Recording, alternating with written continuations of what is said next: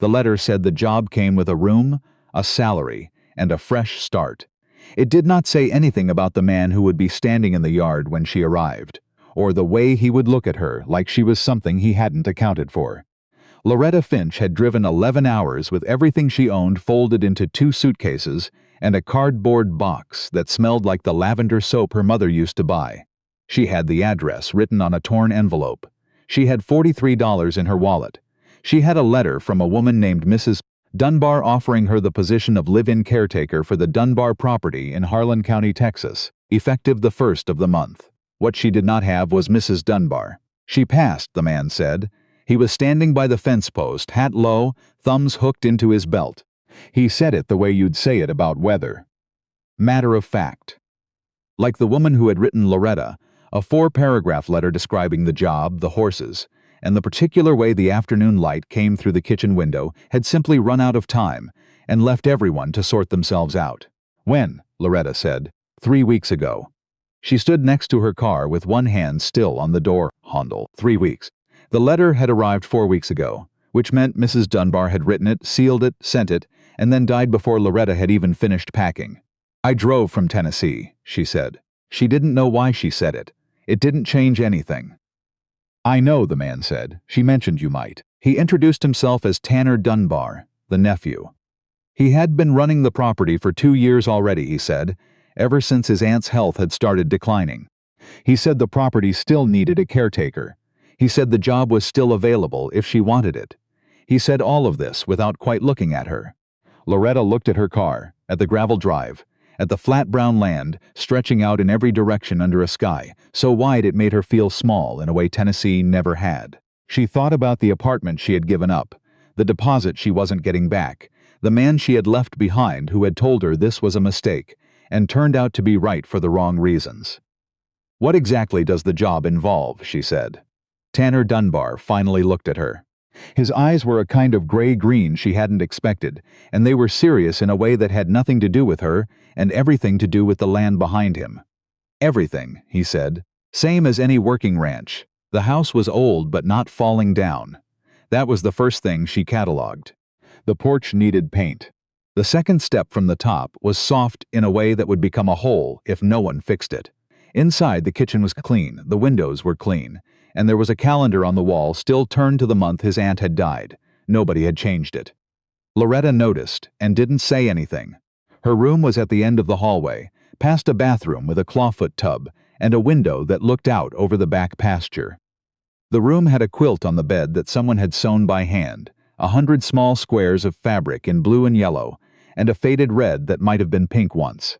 There was a hook on the back of the door. There was a lamp on the nightstand. It was a room a person could sleep in. That was enough.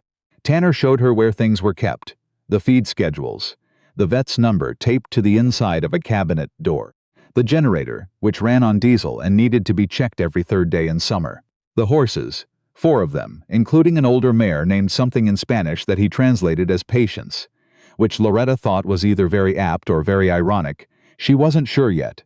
He was not unkind. That was the thing she kept coming back to in those first days. He wasn't warm, not exactly, but he wasn't unkind. He left her coffee in the pot in the mornings. He told her about the soft step before she could fall through it. When she asked questions, he answered them without making her feel stupid for asking. But he kept his distance. There was a particular way he moved around her, angling slightly, leaving an extra foot of space. Like he'd decided something about this situation before she'd arrived and was committed to it. She told herself it didn't matter. She wasn't here for company. She was here because she had nowhere better to be. The first week she worked herself to the point of soreness she hadn't felt since she was 17, and spent a summer helping her uncle with his roof. She was up before dawn. She learned the horses, learned their rhythms, the way Patience would lean her whole head into you if you stood still long enough. The way the youngest one, a red gelding, she started calling Copper in her head because no one had told her his actual name, spooked at shadows in the late afternoon. She fixed the porch step on a Thursday, found the lumber in the barn, found the tools, did it herself because Tanner was in the south pasture, and she didn't want to wait, and she wasn't willing to break her ankle to prove a point about asking for help. When he came back that evening and saw it, he stood on it, tested it, looked at her, "You do carpentry?" he said. "I do whatever needs doing," she said. He nodded once, like that was the answer he'd been expecting, and went inside. It was not a warm exchange, but something about it settled in her anyway, small and quiet. Like a door being checked and found to be locked properly. Not opened, just secured. The trouble started in the second week. A truck she didn't recognize pulled into the drive on a Tuesday morning, 2 men in it. One of them was young, maybe her age, with a clean shirt and a too easy smile. The other was older, heavyset, and didn't bother getting out. The young one introduced himself as Derek Pruitt. He said he'd been a friend of Mrs. Dunbar's. He said he'd been expecting to have a conversation with Tanner about the property, specifically about a parcel of land on the eastern boundary that Mrs. Dunbar had apparently promised him, verbally, some time before she passed. Loretta said Tanner wasn't in. Derek Pruitt smiled like that was fine, no problem, he'd wait. She didn't like the smile. She didn't like the way his eyes moved over the house and then over her with the same kind of assessing look, like he was calculating value. She found Tanner in the barn and told him. He went very still for a moment in the way she'd started to notice he did. Not frozen, just contained like something running cold behind the eyes. "How long has he been here?" he said. 5 minutes. Tanner set down what he was holding, walked out of the barn. Loretta followed, because she was there, and because something about the situation felt like the kind of thing you didn't leave a person to handle alone. The conversation she witnessed was short and not friendly. She didn't catch all of it. They had moved toward the fence, away from her, but she caught enough. Derek Pruitt had a lawyer. He had paperwork, or claimed to. He believed Mrs. Dunbar's verbal promise constituted an obligation the estate was obliged to honor. Tanner told him his aunt had signed no such document, and he was welcome to speak with the estate attorney. Derek Pruitt smiled one more time, the kind of smile that was meant to feel like a warning, and got back in the truck. Tanner watched it go until the dust settled. Then he stood there a moment longer with his back to her, and she thought about saying something and decided against it. When he turned around, his face was the same as always, steady, unreadable. "He'll be back," he said, not to her specifically, just to the air. "Probably," she said. He looked at her for a moment. Then he went back into the barn. That night she couldn't sleep. She lay under the handmade quilt, listening to the sounds of the ranch at night, which were different from the sounds of an apartment building, different from the sounds of her mother's house, different from anything she'd slept through before. Crickets and wind, and the occasional shift of a horse in the paddock outside her window. The creak of the house settling. She was thinking about Derek Pruitt and his lawyer, and the eastern parcel. She was thinking about what it would mean for Tanner if that land was contested, and she was irritated with herself for thinking about it, because it was not her problem and she had enough of her own. She had come here to stop being someone else's problem, to stop being the person who needed things.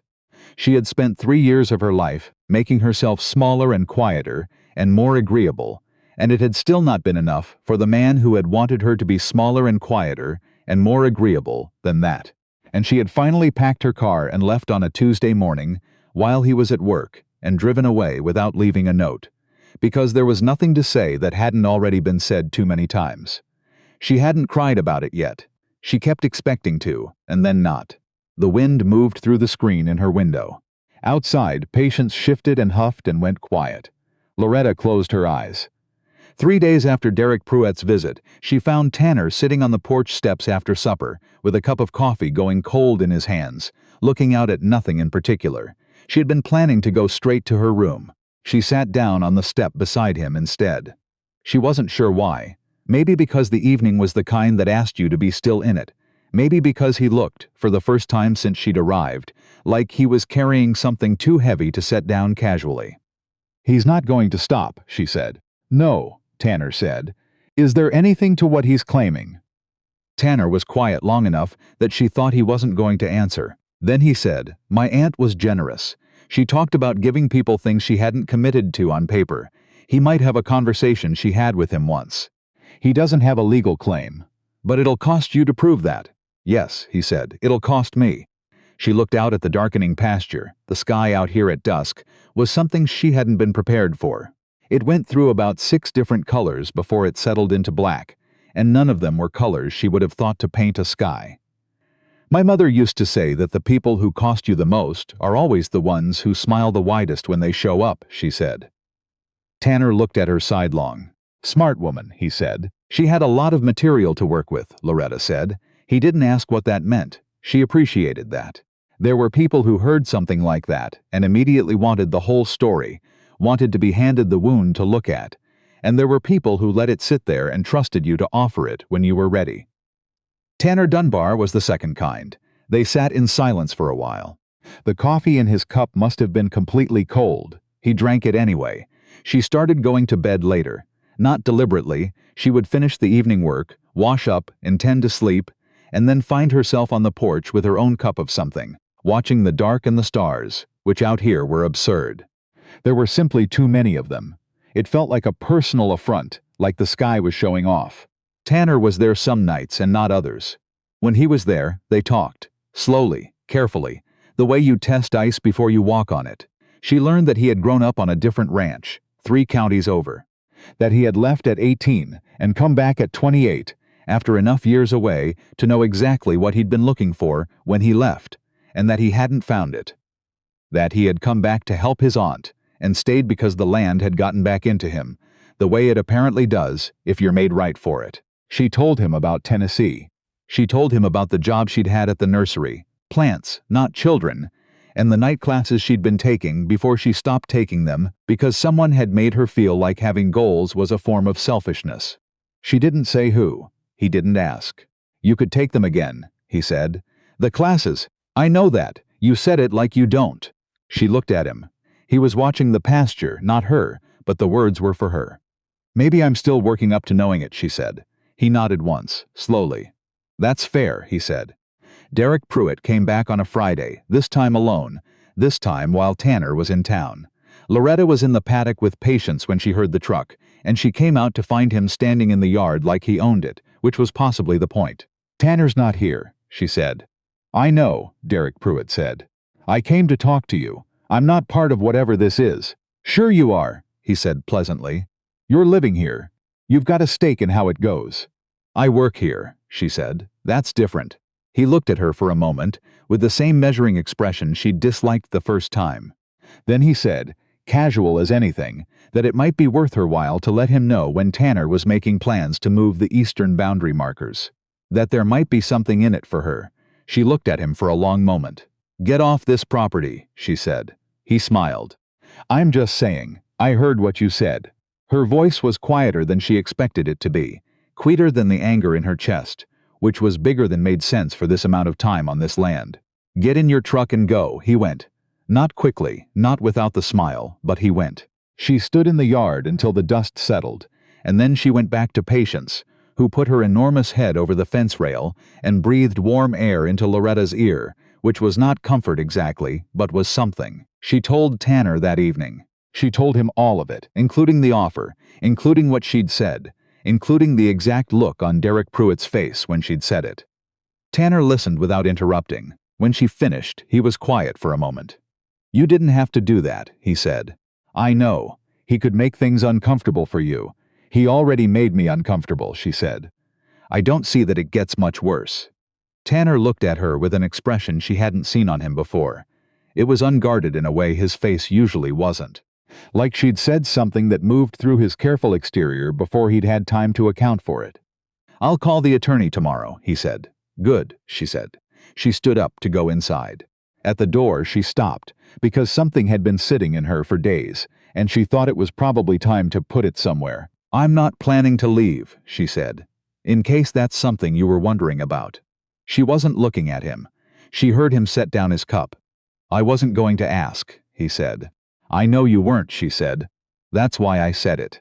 She took the first set of online classes on a Sunday, sitting at the kitchen table with a cup of coffee and her laptop propped against the sugar bowl. It felt strange and then it felt ordinary, which was how most things felt if you did them long enough.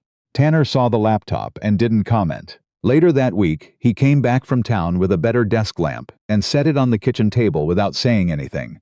She looked at the lamp. She looked at him. "For studying," he said, already heading toward the back door. "I know what it's for," she said. He kept walking. But she could see, just at the edge of it, that the back of his neck had gone slightly red. The attorney settled the boundary dispute 6 weeks after Loretta arrived. Derek Pruitt had, as Tanner had said, Nothing but a conversation and a smile, and the estate had the deed and a survey from 1987 and a judge who was unimpressed with either Derek Pruitt's smile or his lawyer. Tanner came home from the courthouse on a Wednesday afternoon and told her. He was quieter than the occasion seemed to call for. "That should be it," he said. "Should be. Men like that usually find other angles," he said. "But we've got the documentation now. It'll be harder." She nodded. She had a pot of chili on the stove that had been going for 2 hours. She hadn't planned it as a celebration. She hadn't known the outcome. But it turned out to be exactly the right thing for the end of a 6-week siege. They ate on the porch, because the evening was fine and neither of them wanted to be inside. She had made cornbread. He ate 3 pieces without saying anything, which she had come to understand was high praise. At some point the conversation ran out, and they sat in the good silence, the kind that had started to feel familiar in a way that still occasionally surprised her. She had not known, before this, that silence could feel inhabited. She had thought of it as emptiness. Now she thought of it as a room that 2 people could be in at the same time. "My aunt would have liked you," Tanner said. She looked at him. He was looking at the last of the light on the western pasture. "She picked me from a letter," Loretta said. "She was good at people," he said. "She didn't always explain her reasons, but she was good at them." Loretta thought about the letter, about the woman who had written it in full knowledge of what her own body was doing, who had taken the trouble to describe the afternoon light through the kitchen window. Who had wanted someone here? Not just a caretaker. Someone. "She sounds like someone I would have wanted to know," she said. Tanner nodded. He didn't say anything else. The thing between them built the way weather builds, slowly, and then everywhere at once. She noticed it in small moments she stopped filing away. The way he said her name, which was not different from how anyone said it, except that, when he said it, her attention came fully to the surface like a fish reining. The way he had started angling toward her when they talked, instead of slightly away from her. The way Patience behaved around both of them, like they were collectively her responsibility, and she intended to keep an eye on them. She had made decisions before based on need and desperation and the fear of being alone, and those decisions had all eventually required her to move 1,100 miles with everything she owned in her car. She was not interested in doing that again. So she was careful. She was careful the way you are when you've touched a hot surface before and know exactly what the warning looks like. But there was an evening in early September when the temperature finally dropped below 90 for the first time in weeks, and something in the atmosphere shifted.